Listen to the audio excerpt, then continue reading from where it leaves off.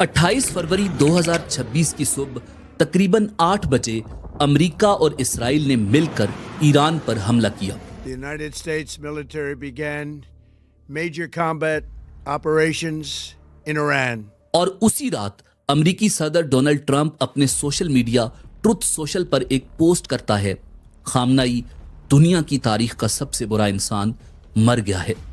Trump कहता है कि यह सिर्फ ईरान के लोगों के लिए नहीं बल्कि अमेरिकी अवाम और उन मुल्कों की अवाम के लिए भी इंसाफ है जहां इसके शिद्दत पसंदों के शर से लोग महफूज नहीं थे।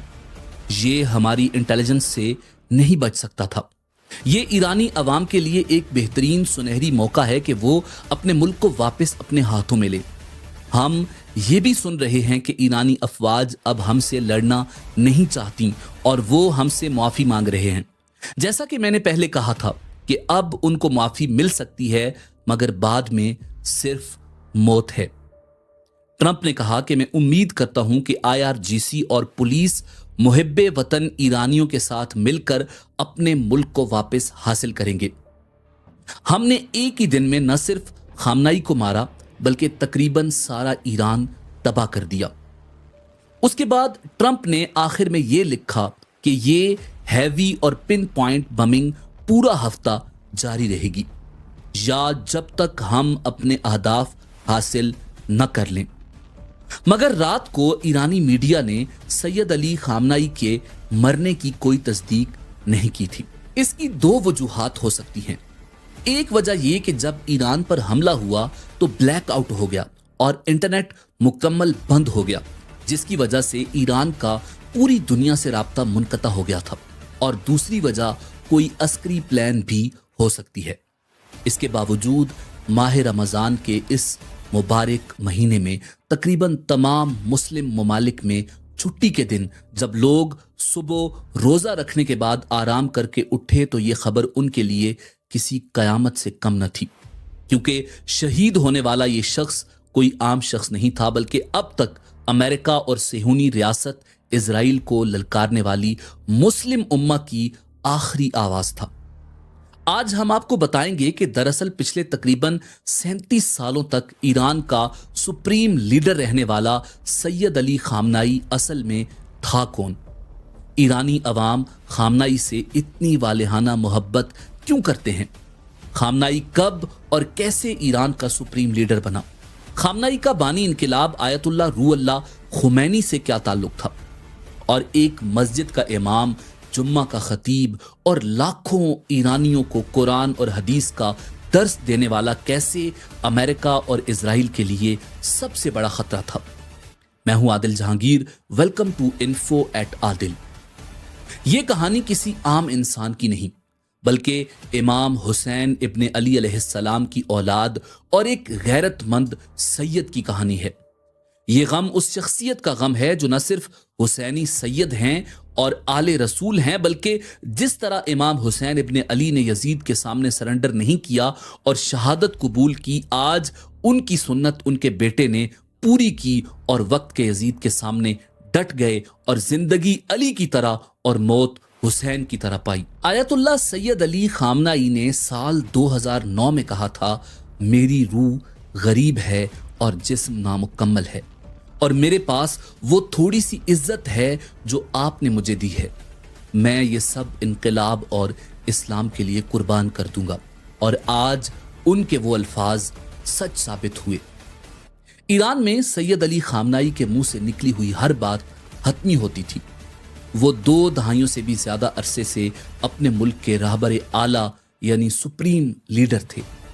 अक्सर सैयद अली खामनाई को अमेरिका और सेहूनी रियासत इजराइल के खिलाफ खुतबा देते हुए देखा गया और वो स्याह पगड़ी और सफेद दाढ़ी में एक ऐसी शख्सियत थे जिन तक रसाई मुमकिन नहीं थी। सैयद अली खामनाई ईरान के मुकद्दस तरीन शहर मशहद में सन 1939 में पैदा हुए। आपके वालिद का नाम सैयद जवाद अली खामनाई था। उन्होंने अपने वालिद के नक्शे कदम पर चलते हुए आलिम दीन बनने का फैसला किया।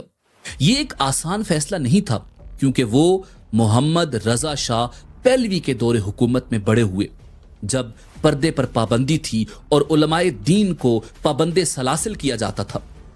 رضا شاہ ایک سیکولر بادشاہ تھا جو مذہب کو ایک قدیم اور مشکوک چیز سمجھتا تھا۔ اس دور میں سید علی خامنائی نے حافظ قرآن اور عالم دین بننے کا فیصلہ کیا۔ آپ یہ جان کر حیران ہوں گے کہ سید علی خامنائی کی سوانح عمری لکھنے والے مہدی خلجی کا کہنا ہے کہ خامنائی بہت کم عمری میں یعنی صرف 11 برس کی عمر میں عالم دین بن گئے تھے۔ ان کے لیے ایک عالم کا لباس پہن کر سڑکوں پر بچوں کے ساتھ کھیلنا بہت مشکل تھا۔ اس زمانے میں مشہد میں لوگ ان کا مذاق اڑاتے تھے۔ ان کی زندگی بہت مشکل تھی، لیکن سید علی خامنائی نے ہمت نہیں ہاری اور دین اسلام کی خدمت کا سفر جاری رکھا۔ بعد میں انہوں نے شادی کی اور ان کے 6 بچے ہوئے، 4 بیٹے اور 2 بیٹیاں۔ ان کے رشتہ داروں میں سے کچھ ایران سے باہر بھی رہتے تھے۔ ان کے بھتیجے محمود مراد خانی جو پیرس میں جلاوطنی کی زندگی گزار رہے تھے، اپنے چچا کو ایک ایسے خاموش آدمی کے طور پر یاد کرتے ہیں جو شاعری سے محبت کرتا تھا۔ مراد خانی کہتے ہیں کہ وہ بہت اچھے اور ملنسار انسان تھے، تاہم دلچسپ بات یہ ہے کہ میری یادوں میں ان میں کچھ خاص نہیں تھا۔ وہ کسی بھی طرح سے ابھر کر سامنے آنے والے نہیں تھے۔ وہ بہت عام انسان تھے۔ مثال کے طور پر مشہد کے رہنے والے سبھی لوگوں میں شاعرانہ رجحانات موجود تھے۔ تمام ایرانیوں کے پاس شاعری کی کتابیں ہوتی تھیں۔ کہا جاتا ہے کہ ابتدائی سالوں میں سید علی خامنائی بھی تمباکو نوشی کرنے کے لیے سگریٹ اور پائپ پسند کرتے تھے، جو ایک مذہبی آدمی کے لیے ایک بہت ہی غیر معمولی عادت تھی، مگر بعد میں انہوں نے سگریٹ نوشی ترک کر دی تھی۔ وہ شاہ ایران کے مرکزی مخالف جلاوطن عالم دین آیت اللہ روح اللہ موسوی خمینی کے حامی تھے۔ آیت اللہ خمینی ایران میں اسلامی حکمرانی لانا چاہتے تھے۔ سید علی خامنائی نے ملک کے اندر رہ کر آیت اللہ خمینی کے پیغام کو پھیلانے کی کوشش کی اور اسی کوشش کے دوران وہ 6 مرتبہ گرفتار بھی ہوئے۔ 70 کی دہائی کے دوران مارکسی گروپ بھی شاہ سے چھٹکارا حاصل کرنے کے لیے کوششیں کر رہے تھے، اور اسی دوران سید علی خامنائی اور ایک نوجوان کمیونسٹ ہوشانگ اسدی ایک ہی قید خانے میں مقید رہے، اور ایک عالم اور ایک کمیونسٹ کا یہ اشتراک اچھا رہا۔ ہوشانگ اسدی کے مطابق وہ ایک بہت اچھے انسان تھے۔ وہ چھوٹی چھوٹی چیزوں کے بارے میں مذاق بھی کرتے تھے، لیکن اس کا جنسیت کے ساتھ تعلق نہیں ہوتا تھا۔ اس سوال پر کہ کیا انہیں کبھی لگا کہ خامنائی ایران کے سپریم لیڈر بن جائیں گے، اسدی نے کہا تھا کہ کبھی نہیں اور کبھی نہیں۔ لیکن 1979 میں سب کچھ بدل گیا۔ شاہ کی حکومت گر گئی۔ آیت اللہ خمینی نے پیرس سے آ کر اسلامی جمہوریہ ایران کی بنیاد رکھی۔ ایران میں علماء کی حکومت آ گئی اور سید علی خامنائی بھی ان میں سے ایک تھے۔ 1978 سے 1979 کے ایرانی انقلاب میں وہ ایک نمایاں شخصیت کے طور پر ابھرے، اور انقلاب کی کامیابی کے بعد نو قائم شدہ اسلامی جمہوریہ ایران میں متعدد مناصب پر فائز رہے۔ انقلاب کے بعد وہ ایک قاتلانہ حملے کا نشانہ بھی بنے، جس کے نتیجے میں ان کا دایاں بازو مفلوج ہو گیا۔ سید علی خامنائی کا دایاں بازو مفلوج رہا۔ بعد کے برسوں میں بھی اسرائیل کی جانب سے ان کے خلاف قتل کی دھمکیاں دی جاتی رہیں۔ وہ ایران عراق جنگ کے دوران 1981 سے 1989 تک ایران کے تیسرے صدر رہے، اور اسی عرصے میں ان کے سپاہ پاسداران انقلاب اسلامی سے قریبی تعلقات قائم ہوئے۔ 1989 میں خمینی کی وفات کے بعد مجلس خبرگان رہبری نے انہیں سپریم لیڈر منتخب کیا۔ بطور سپریم لیڈر خامنائی نے ایران کے جوہری پروگرام کی پرامن مقاصد کے لیے حمایت کی، جبکہ فتویٰ جاری کر کے وسیع پیمانے پر تباہی پھیلانے والے ہتھیاروں کی تیاری کو حرام کرا دیا۔ انہوں نے ایران میں صنعتوں کی نجکاری کی حمایت کی اور تیل اور گیس کے وسائل کے ذریعے ایران کو توانائی کی سپر پاور میں تبدیل کرنے کی کوشش کی۔ ان کی خارجہ پالیسی اخوانی شیعت اور ایرانی انقلاب کو پھیلانے کے تصور کے گرد گھومتی رہی۔ خامنائی نے سپاہ پاسداران انقلاب اسلام کی ترقی میں مرکزی کردار ادا کیا اور اسے داخلی کنٹرول اور علاقائی اثر و رسوخ کا بنیادی آلہ بنا دیا۔ ان کے دور میں ایران نے شام کی خانہ جنگی، عراق کی جنگ، یمن کی خانہ جنگی اور غزہ جنگ میں حمایت کی، یہاں تک کہ روس یوکرین جنگ میں بھی پشت پناہی کی۔ اسرائیل اور صہیونیت کے سخت ناقد کے طور پر انہوں نے فلسطینیوں کی اسرائیل فلسطین تنازع میں حمایت کی۔ ان کی تقاریر میں اسرائیل کی تباہی کے مطالبات اور بعض یہود مخالف نکات بھی شامل رہے۔ ان کے دور میں ایران اسرائیل اور سعودی عرب کے ساتھ پراکسی تنازعات میں ملوث رہا، جبکہ 2025 اور 2026 میں اسرائیل اور ریاستہائے متحدہ کے ساتھ کشیدگی بڑھ کر ایران اسرائیل جنگ 12 روزہ مسلح تنازع اور جاری حملوں تک جا پہنچی، جو آج بھی جاری ہے۔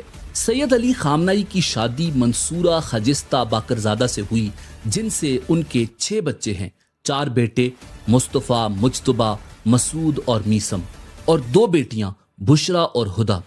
ان کے ایک بیٹے مجتبیٰ کی شادی غلام علی کی بیٹی سے ہوئی۔ ان کے بڑے بیٹے مصطفیٰ کی شادی عزیز اللہ کی بیٹی سے ہوئی۔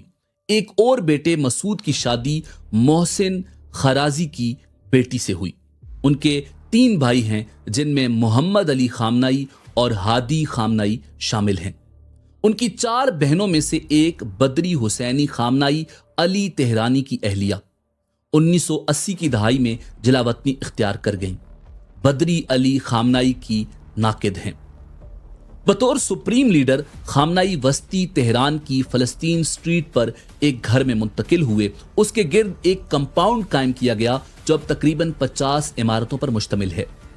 دی ٹیلی گراف کے مطابق اس بیت راہبری کمپاؤنڈ میں تقریباً 500 افراد ملازم ہیں، جن میں سے بہت سے فوج اور سیکیورٹی اداروں سے وابستہ ہیں۔ Washington institute for Near East Policy کے ایران کے ماہر مہدی خلجی کے مطابق خامنائی کی زندگی بغیر کسی عیش و عشرت کے تھی۔ دی ڈیلی ٹیلی گراف کے رابرٹ ٹیٹ نے بھی لکھا کہ وہ سادہ طرز زندگی کے لیے معروف ہیں۔ ٹیکسر نے انہیں زاہد قرار دیا، جو سادہ لباس پہنتے اور سادہ کھانا کھاتے تھے۔ خواتین کے ایک میگزین کو دیے گئے انٹرویو میں ان کی بیوی نے کہا تھا کہ ہمارے پاس روایتی معنوں میں سجاوٹ نہیں ہے، برسوں پہلے ہم نے ان چیزوں سے خود کو الگ کر لیا تھا۔ دوسری جانب مدر نیچر نیٹ ورک نے 2016 میں دعویٰ کیا کہ انہیں ایک BMW کار میں دیکھا گیا اور اس سے اترتے ہوئے ان کی تصویر بھی شائع کی گئی۔ رہبر اعظم سید علی خامنائی کی صحت سے متعلق وقتاً فوقتاً قیاس آرائیاں سامنے آتی رہیں۔ جنوری 2007 میں ان کی بیماری یا وفات کی افواہیں اس وقت پھیلیں جب وہ چند ہفتوں تک عوامی سطح پر نظر نہیں آئے اور عید الاضحیٰ کی تقریبات میں شرکت نہیں کی۔ انہوں نے بیان جاری کیا کہ اسلامی نظام کے دشمنوں نے ایرانی قوم کو مایوس کرنے کے لیے موت اور صحت سے متعلق افواہیں پھیلائیں۔ تاہم ہومان مجد کے مطابق وہ جاری کردہ تصاویر میں کمزور دکھائی دے رہے تھے۔ 9 ستمبر 2014 کو انہوں نے پروسٹیٹ کا آپریشن کروایا، جسے سرکاری ذرائع نے معمول کا آپریشن قرار دیا۔ لی فیگارو کی ایک رپورٹ میں مغربی انٹیلیجنس ذرائع کے حوالے سے کہا گیا کہ انہیں پروسٹیٹ کا کینسر تھا۔ ستمبر 2022 میں اطلاع ملی کہ انہوں نے آنتوں کی رکاوٹ کے باعث سرجری کروائی اور کئی ملاقاتیں منسوخ کی۔ آیت اللہ سید علی خامنائی شیعہ مسلمان تھے، مگر کمہ زنی کی رسم جو شاید بہت پرانی رسم ہے، وہ اس پر کئی علماء اور مجتہدین پر تنقید کرتے تھے۔ آیت اللہ سید علی خامنائی نے کمہ زنی کو اپنے فتووں میں حرام قرار دیا تھا، کیونکہ ان کی نظر میں اس عمل سے مذہب اہل بیت یعنی مذہب شیعت بدنام ہوتا ہے۔ اتحاد بین المسلمین کی خاطر آپ نے یہ فتویٰ بھی دیا تھا کہ امہات المومنین اور صحابہ کرام رضوان اللہ تعالی علیہم اجمعین کی توہین کرنا حرام ہے۔ ان کی شہادت یقیناً عالم اسلام کے لیے ایک بہت بڑا سانحہ ہے۔ سید علی خامنائی جیسے لیڈرز صدیوں بعد پیدا ہوتے ہیں۔ آج اگر ہم نظر دوڑائیں تو ہمیں پوری اسلامی دنیا میں ایسا کوئی لیڈر نہیں ملتا جو قرآن کا حافظ ہو، جو مفسر ہو، جو حدیث کا درس دیتا ہو اور جس کے سامنے لاکھوں لوگ بیٹھ کر قرآن اور حدیث سیکھتے ہوں۔ اب اسلامی دنیا اس عظیم لیڈر سے محروم ہو گئی ہے۔ خامنائی کو صدیوں تک یاد رکھا جائے گا۔ اسی امید کے ساتھ اجازت دیجیے کہ آپ کو ہماری ویڈیو پسند آئی ہوگی۔ ملتے ہیں بہت جلد ایک نئی تاریخی، تحقیقی اور معلوماتی ویڈیو کے ساتھ۔ دیکھتے رہیے info@adil۔ اللہ رب العزت آپ کا حامی و ناصر ہو۔